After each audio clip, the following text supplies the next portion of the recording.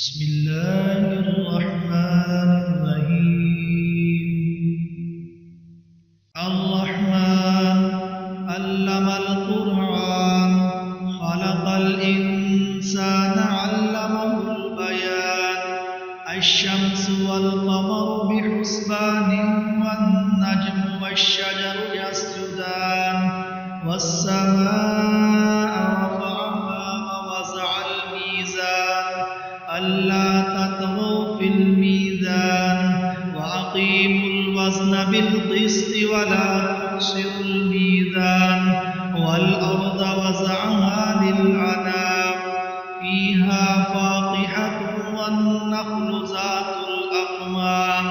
والحب ذو العصف والريحان فبأي آلاء ربكما تكذبان خلق الإنسان من صلصال كالفخار وخلق الجان من مارج من نار فبأي آلاء ربكما تكذبان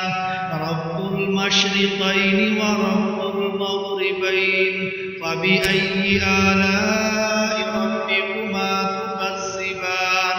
مرج البحرين يلتقيان بينهما برزخ لا يبغيان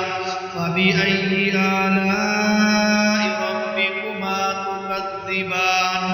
يخرج منهما اللؤلؤ والمرجان فبأي آلاء ربكما تكذبان وله الجوار المنشآت في البحر كالأعلام فبأي آلاء ربكما تكذبان كل من عليها فان ويبقى وجه ربك ذو الجلال والإكرام فبأي آلاء ربكما تكذبان يسأله من في السماوات والأرض كل يوم هو في شأن فبأي آلاء ربكما تكذبان سنفرغ لكم أيها الثقلان فبأي آلاء ربكما تكذبان يا معشر الجن والإنس إن استطعتم أن تنفذوا من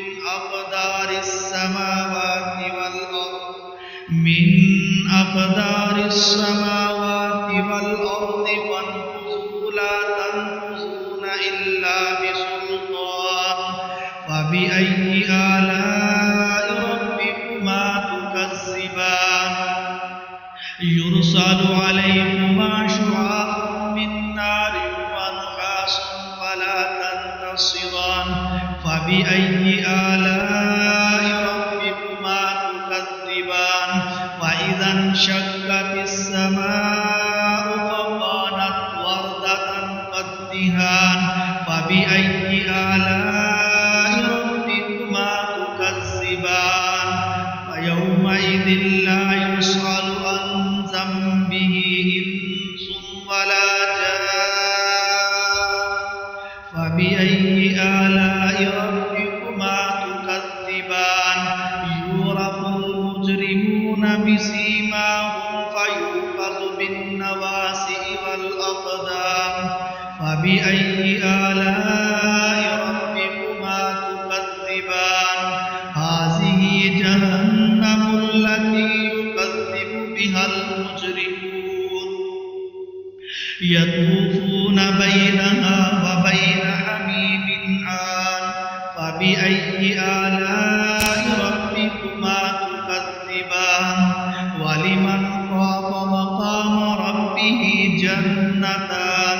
فبأي آلاء ربكما تكذبان ذواتا أفنان فبأي آلاء ربكما تكذبان فيهما عينان تجريان فبأي آلاء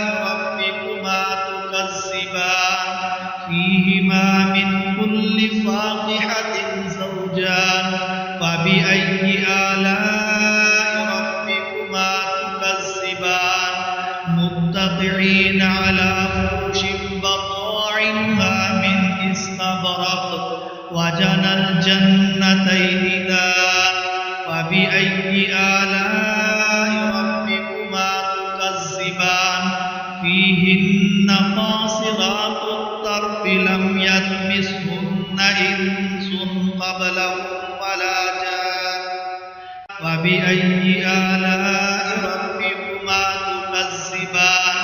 كأنهن الياقوت والمرجان